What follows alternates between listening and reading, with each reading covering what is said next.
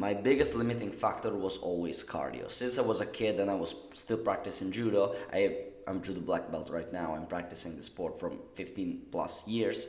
And since I was a kid, cardio was the greatest limiting factor for me.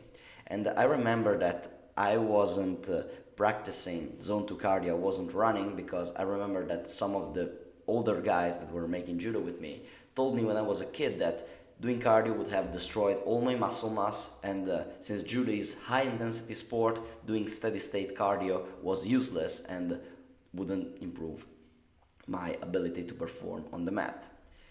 What a big pile of crap and bullshit that I hear. So let's debunk this couple of myths. First of all, cardio won't kill all your gains. If you're eating enough calories and you associate resistance training, so weightlifting like squatting, hinging, heavy pulls, heavy pushing, you are not going to lose your muscle mass, okay?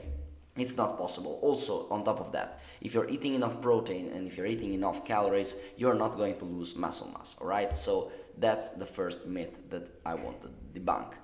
The second thing is steady state cardio is the most efficient way to increase your heart size, to increase your vital capacity, which is the ability of your lungs to put air into your body and to reduce your rest heart rate. So everyone who tells you that zone 2 cardio is useless for building aerobic capacity for combat sports is an idiot, okay? It's crazy. It's absolutely essential to do zone 2 cardio if you are gassing out often during your sport. Because combat sports are extremely aerobic and require a good aerobic conditioning for many different reasons.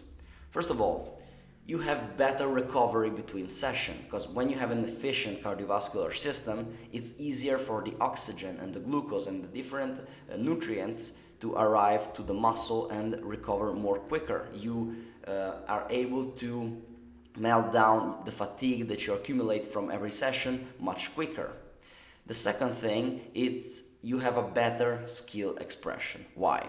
Because when you're not tired, you can think more clearly and reorganize your strategy for the fight. While when you're tired, when your mental energies are more occupied with let you keep going, so the mental toughness, okay? When your mind is too much occupied with keep going and the mental toughness stuff, it doesn't allow your mind to think strategically. It doesn't allow your mind to think tactically about, oh, what can I do? What grips can I take? How can I change this situation? How can I resolve this problem? If you're too much fatigued, if you're too much tired because your aerobic base is not good enough, you're not able to express all the skill that you have. The third thing is that you have an increased aerobic threshold. What does that mean? It means that you increase the intensity required for you entering into the anaerobic energy system. So you can sustain greater efforts and greater outputs for longer periods of time. So these are very important things, and I wish someone told me that before. So in order to increase your conditioning in combat sport, you have to increase your aerobic base, but you gotta understand that it's not just about how good your cardiovascular system is, because there are many different reasons why you could gas out on the mat. I individuate around 4 reasons why you are probably gassing out on the mat. The first reason is bad load management or overreaching. So you're training too hard, too often, and your body is not able to recover between one session and the other. So you gotta readjust your program a little bit so that you're able to recover properly between one session and the other.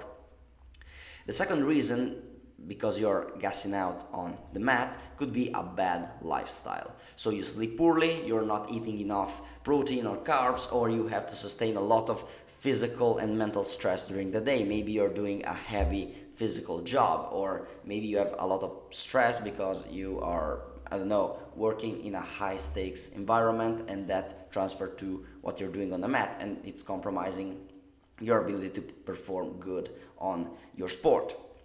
The third reason could be more technical, let's say. So you have a low technique efficiency. What does that mean?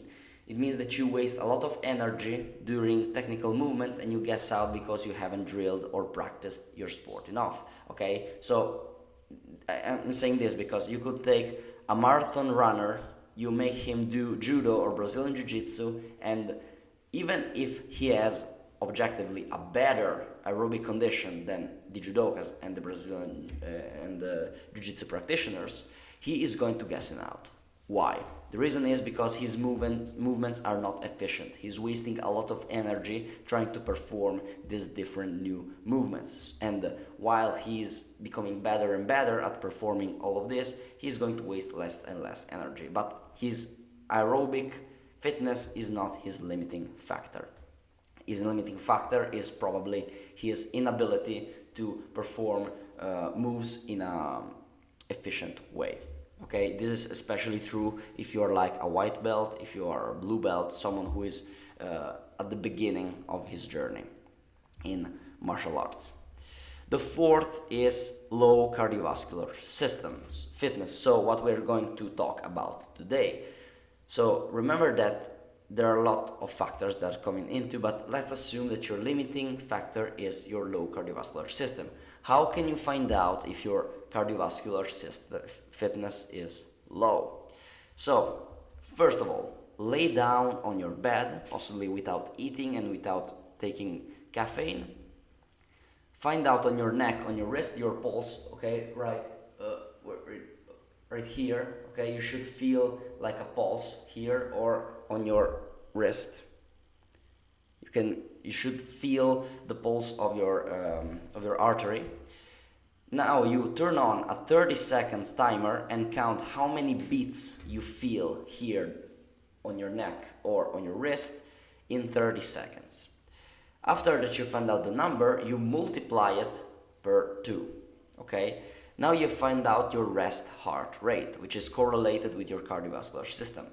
Generally speaking, athletes should have a rest heart rate of 60 or less, alright? So if your rest heart rate is over 60 beats per minute, you definitely need some kind of aerobic training. So here comes the question, how do I increase my aerobic fitness? In order to increase your aerobic fitness in the beginning, you need to do steady state zone 2 cardio. Zone 2 cardio means that you should go to a pace that allows you to talk for a medium long time. So there is no need to go near puking, there is no need to go until you start to feel like you're passing out. It's very easy session, okay? Here's how you can do that. First of all, choose a cyclical training modality that you enjoy. It could be swimming, it could be running, it could be cycling, rocking, or using the assault bike, whatever you like the most. And then you start performing 3 sessions of 30 minutes of steady state cardio per week. Every 2 weeks, you increase by 5 minutes the duration of the sessions, okay? So I'm started performing, let's say, running, very easy, very slow running of 3 sessions, 30 minutes every week. After 2 weeks, I'm going to do 35 minute session per week. After 2 weeks, I'm going to go 40, etc., etc., etc. What you should aim to is 180 to 40 minutes of total aerobic activity per week. So it would be like 3-4 sessions of 1 hour each. This is how you build a very strong aerobic base. And once you've increased your aerobic base, you will need to do some more intense work. So there are modalities like Tabata training that comes into the game in order to increase your VO2 max. And these are tips on top of the cake. Also because with your sparring, you already start to condition yourself for higher efforts, all right? So start with slow, steady state cardio, and then on top of the cake, you can add some Tabata training, you can add some VO2 max training, or some anaerobic conditioning, stuff like that. But these are things that come after you've built a good aerobic base. It's like starting to lift 90% one rep max weights only after that you build some hypertrophy, some muscles, so that you can actually sustain that kind of load.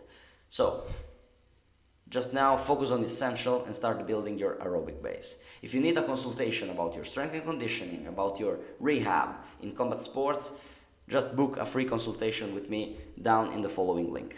Thank you for watching. Remember to aim upward as always.